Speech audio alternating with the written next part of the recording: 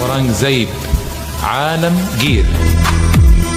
इतिहासकार सतीश चंद्रा का कहना है कि जजिया धर्म परिवर्तन के लिए लगाया ही नहीं गया था, क्योंकि ब्राह्मणों, महिलाओं, बच्चों, बुजुर्गों, विकलांग, बेरोजगारों, बीमार, पागलों और गरीब लोगों को इस कर से बाहर रखा जाता था, जबकि उस वक्त इन्हीं लोगों के धर्म परिवर्तन के चांसेस ज्यादा हुआ करते थे। सतीश चंद्रा के अनुसार उस वक्त भी मुस्लिमों में बेरोजगारी थी और ये एक तरीका हुआ करता था उनको रोजगार देने का, क्योंकि मुस्लिम ही उस वक्त ये टैक्स कलेक्ट करके लाया करते थे। हालांकि इसी दौरान उसने पानदारी और राहदारी सहित लगभग 80 तरह के टैक्स भी माफ किए थे। इसी में हाउस टैक्स और किसानों से भू राजस्व के अलावा वसूले जाने वाला अबवाब यानी विविध कर भी शामिल है।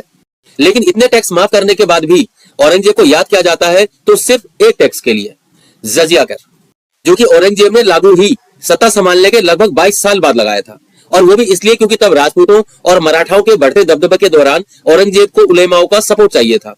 यानी ये पूरी तरह से धार्मिक नहीं बल्कि एक राजनीतिक फैसला था। इसके बावजूद औरंगजेब पर हिंदुओं से मुस्लिमों के मुकाबले ज्यादा व्यापार टैक्स वसूलने का आरोप भी लगा, वो भी सिर्फ धर्म परिवर्तन कराने के नाम पर। जबकि यहाँ कई इतिहासकार सम्राट अशोक का भी उदाहरण देते हैं कि उन्होंने भी इसी तरह से लोगों को बुद्धिज्म में कन्वर्ट किया था। हालांकि यहाँ औरंगजेब सिखों के दमन की वजह से धार्मिक कट्टरता के रास्ते में एक कदम और आगे बढ़ जाता है। राजनीति में मुर्दे कभी गाड़े नहीं जाते, उन्हें जिंदा रखा जाता है ताकि टाइम आने पर वो बोले।